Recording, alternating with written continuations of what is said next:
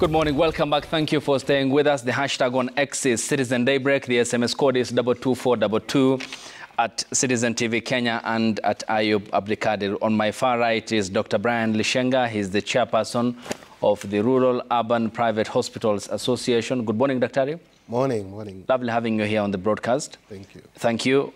Next to him is Dr. James Nyikala, member of the National Assembly's Departmental Committee on Health, and as well the representative of the people of Seme constituency. Good morning, Dr. Ayub. Morning. And Dr. Daniel Mwai is President William Ruto's advisor on health financing. Good morning, Dr. Mwai. Good morning. Lovely having you. And Dr. Robert Pukose is the chairperson of the National Assembly's Departmental Committee on Health and the lawmaker representing Endebess constituency. Good morning.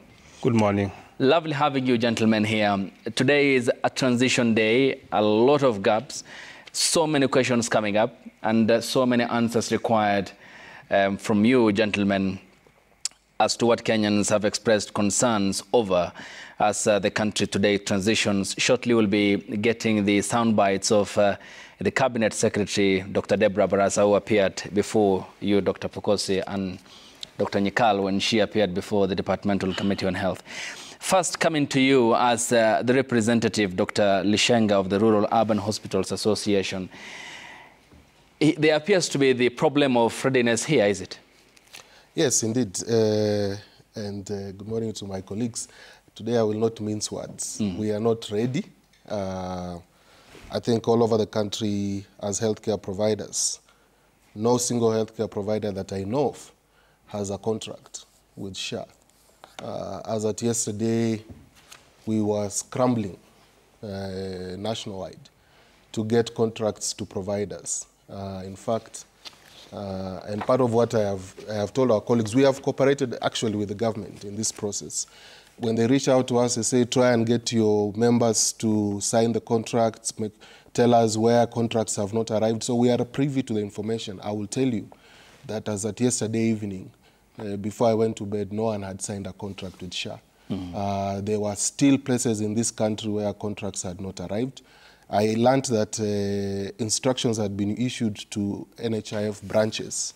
I will call them NHIF branches because we don't have SHA branches yet, to give physical copies to hospitals to sign. They ran out of printing paper last night. By evening, there was no printing paper. This contract is 83 pages. Yeah. And you are required to print 83 pages in 3 copies. Now, I want you to tell me, Ayub, if you are a healthcare provider in somewhere in Endebess, where Mheshimiwa Pukose comes from, where will you get a sufficient enough bulk printer to print 83 times 3 within a matter of a few hours and submit by 10 a.m. today? That's 249 pages. Yes. That is almost a ream of paper. Where will you get that in a village in Kakamega to print very quickly from your health center, sign in 3 copies and submit by today 10 a.m.? So I will say it without fear of contradiction. Yes. No, we are not ready. And it is chaos. And today, no Kenyan is going to be turned away because we have a duty to offer care as healthcare providers. Yeah. We're not turning away any Kenyans. But what we are doing is actually extending grace to the government and the people, and saying, fine, you know, this is our country, this is all our, if it's a mess, we are all in it, but in reality, this should have been handled much better. And we have been saying it for over a year, that we are not ready, and the way you are doing this thing, it will collapse. But some of us, when we say that, we are quickly branded enemies of the state, people who want things to collapse, we don't want progress. No, we are all patriots and we love Kenya and we want Kenya to work. So, and we are talking about when SHA started in November, 23rd of November 2023. Yes. So you will tell us more about then what has been happening ever since, because now the liabilities and the contractual obligations between you and NHIF is automatically by law transferred to the Social Health Authority.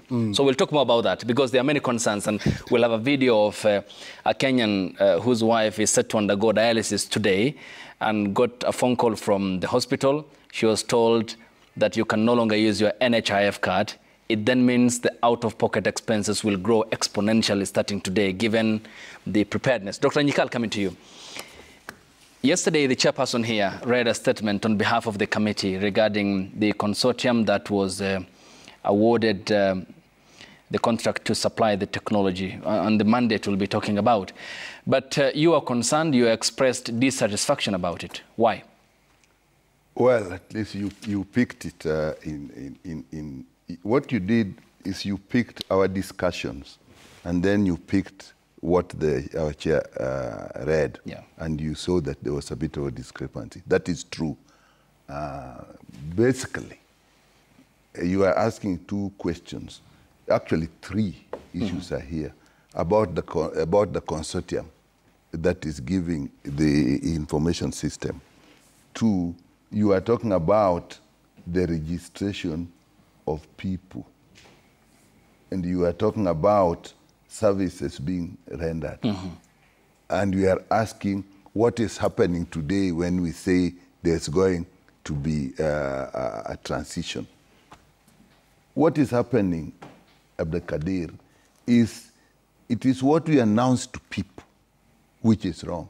If you are saying that today we are shifting from NHIF to SHA and everything is in order and will move smoothly, we are not telling the truth. We are not ready for that. Now, if we say that today is the beginning of the transition from NHIF to SHA, that is true. And the beginning of the transition means you actually are still going to use some of the systems were there before. And the saving grace is what you have said, that the law said that all contractual obligations that were there before with NHIF are taken over by SHA. That means, in my mind today, what Dr. is fearing should not happen. All patients should be seen, whether they have a registration specific for SHA or whether they have NHIF registration, because the contractual obligation is there. But as it is to say that only people who are holding SHA registration according to that star 147 hash are the people who are going to be served. If you say that, we are not ready, and it will not happen. And it cannot happen because it is not possible. That is my concern.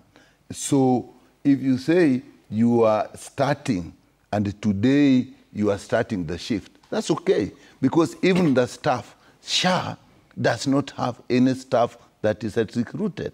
Again, when we discuss that, the issue that came was, there is again the saving grace that the contractual obligations of NHIF are taken over by SHA. And the answer we were given yesterday was, because of that, even the contractual obligations between the staff are taken over by SHA.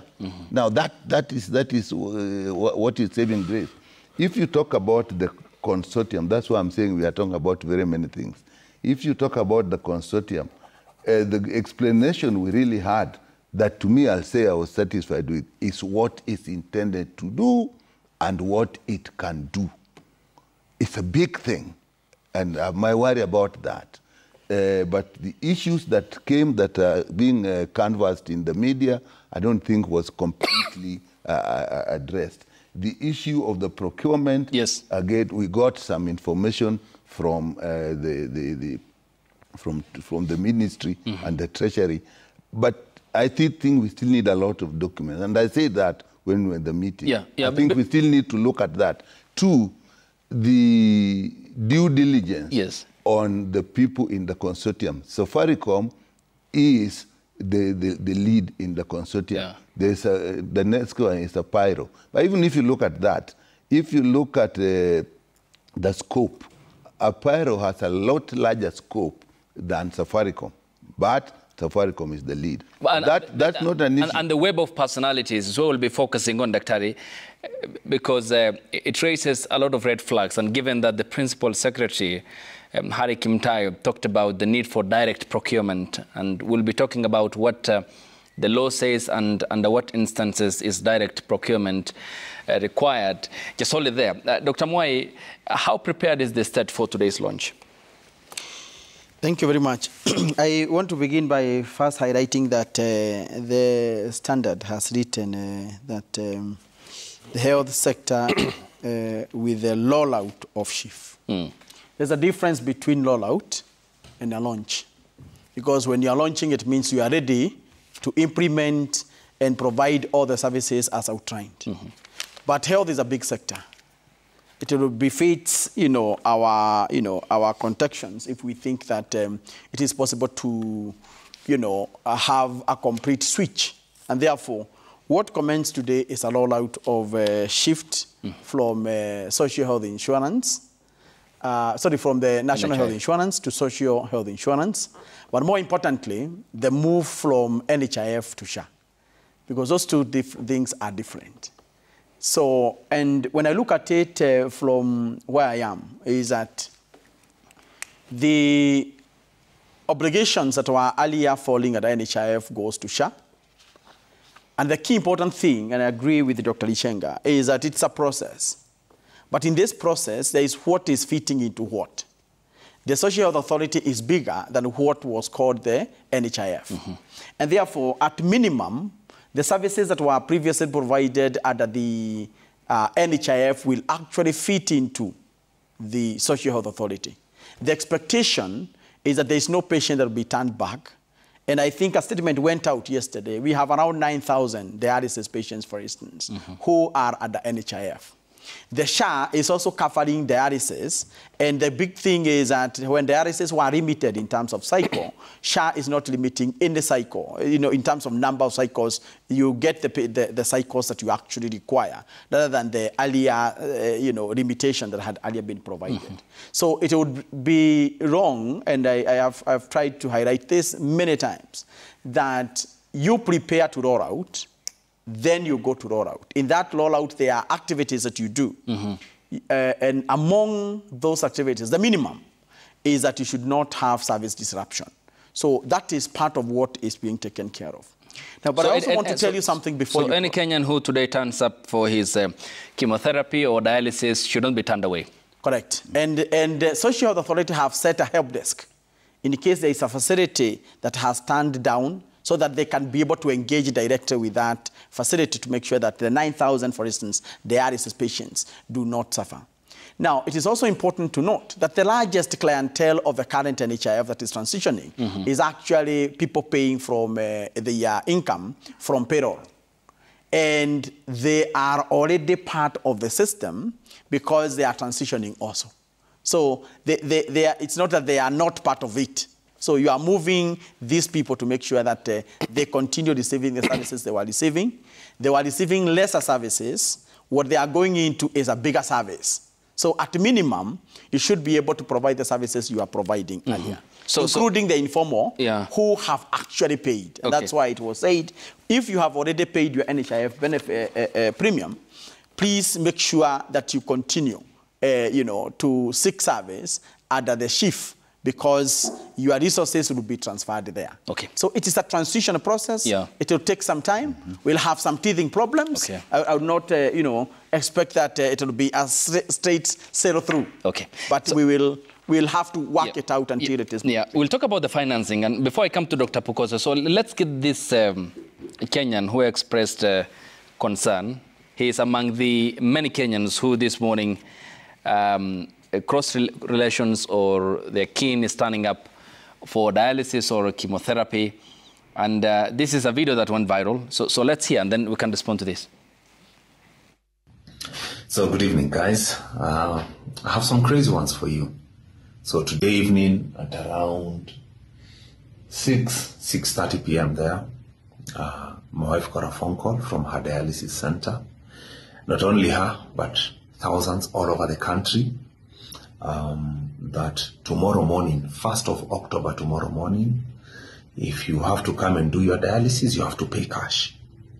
Now, thousands of Kenyan patients who have CKD, chronic kidney failure, CKF, chronic kidney failure, depend on NHIF to pay for their dialysis, because dialysis is really, really expensive. It is 9,500 per session. So my wife does 2. There are people who do 3 in a week. So it's a pretty costly thing. And if an intervention is not done this is going to end up really, really badly. Because this is my own wife is in this journey, man. So I know some of the people in charge of this might watch this video. The Ministry of Health, I'm sure maybe the CS might watch this. The leadership at NHIF, now Anajita SHA. I hope you guys get to watch this. I want you guys to understand. Literally, it's like you have like 24 hours to really do some solid communication nationwide, because lives are at risk here. Lives are at risk.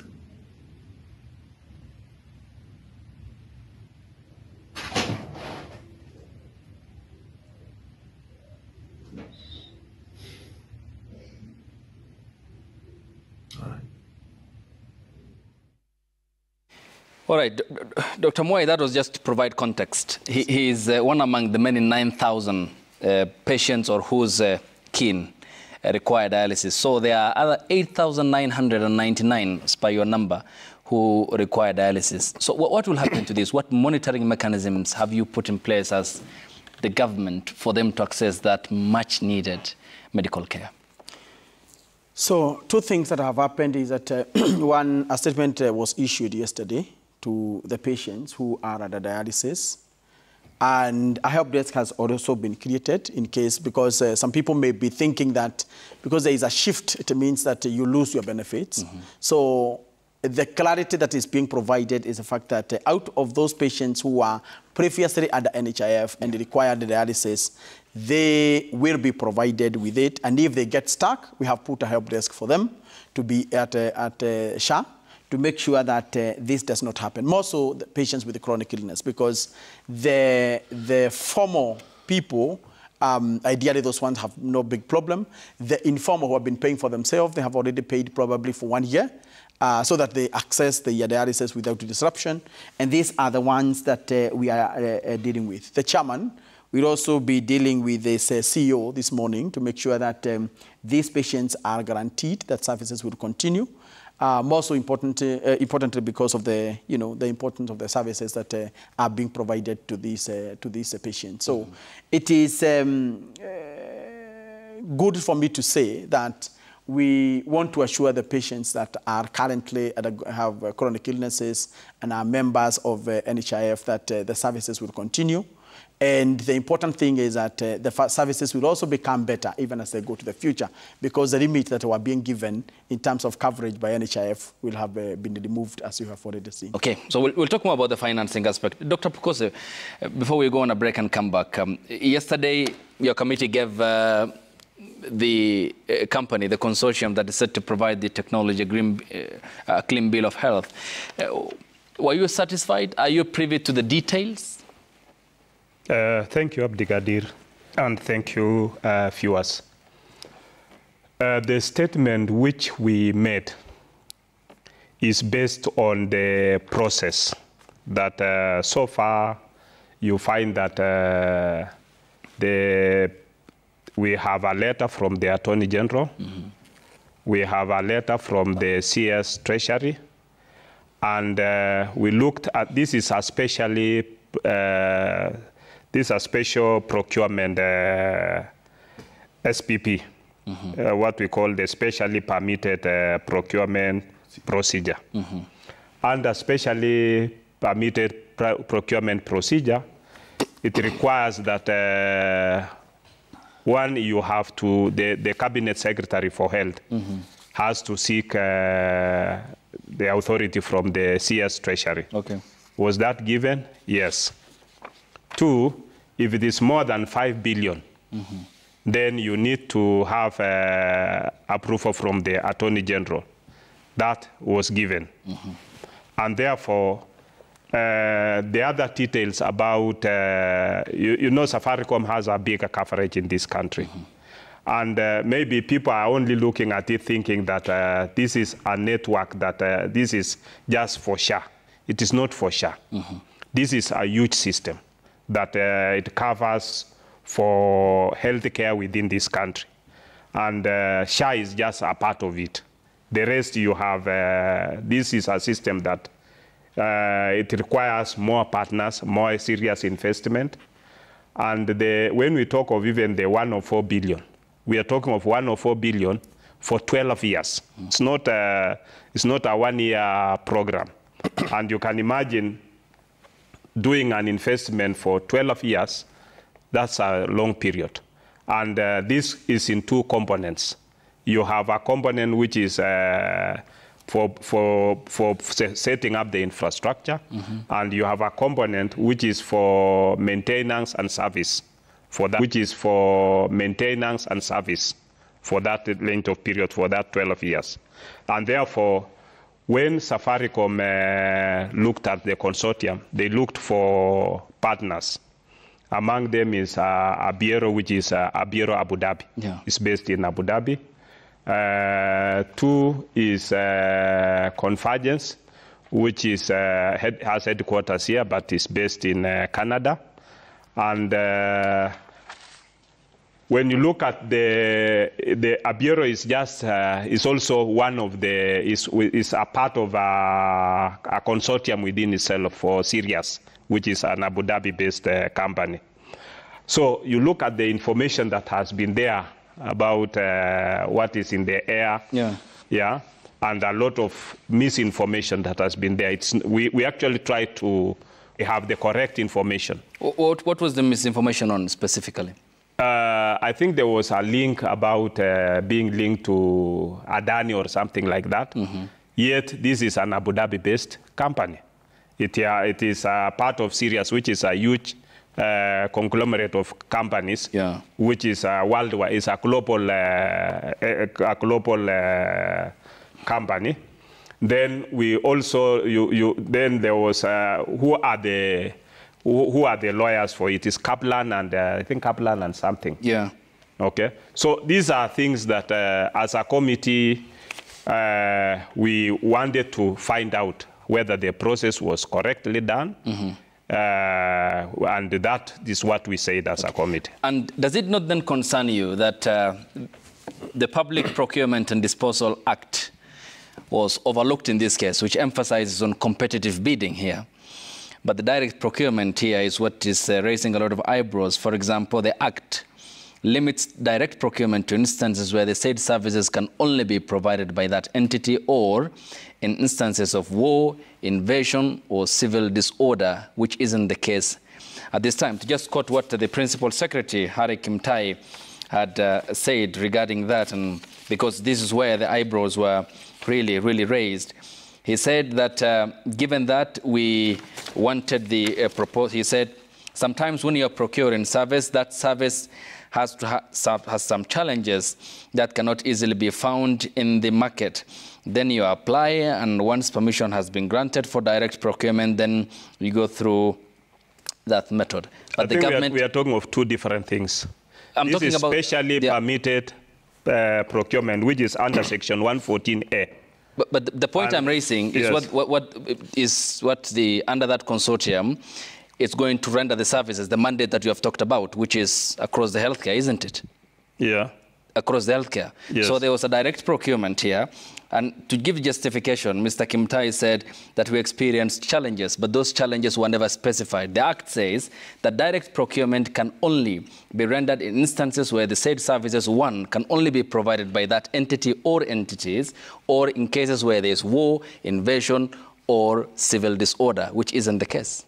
No, this is not direct. This is specially permitted procurement, and it is under Section 114A of the Public Procurement and Asset Disposal Act, which states as follows, that a procuring entity, that is in 1, may use a procurement procedure specially permitted by the National Treasury. The National Treasury may allow the use of specially permitted procurement, A, where exceptional requirements make it impossible, impracticable, or uneconomical to comply with the Act and the regulations.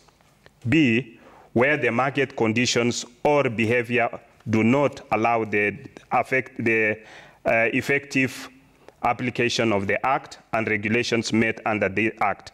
C, for specialized or particular requirements which are regulated or governed by harmonized international standards or process. D, where strategic partnership sourcing is applied. E, where credit finances procurement is applied, or F, in such other circumstances as may be. Under this one, the ministry told us that they use D and E. That is, where strategic partnership sourcing is applied, and E, where credit financing procurement is applied. And in this case, it's not the government that is putting in the money. It is the partners who are bringing in the money to invest in this infrastructure. Who are these partners? That is the consortium led by Safaricom.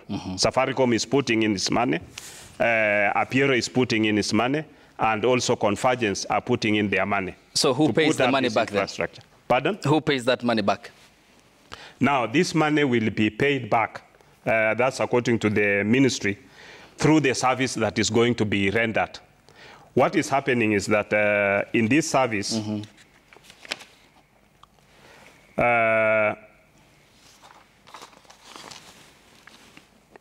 under the MOH, we're having invited the MOH invited Mesa Safaricom PLC to submit a proposal using the provision of Section 114A.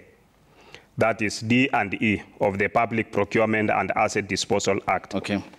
So when Mesa Safaricom PLC submitted a technical proposal and financial proposal as a consortium with Convergence Network Solutions Limited and Apiero Limited. Yes, Dr. But I just want to get the point. Who pays back that money once because Harry Kimtai said, given that we wanted a proposal, somebody or a partner who is able to justify your point, to give the money upfront to invest, and then we continue registering and providing services. So who pays back this money?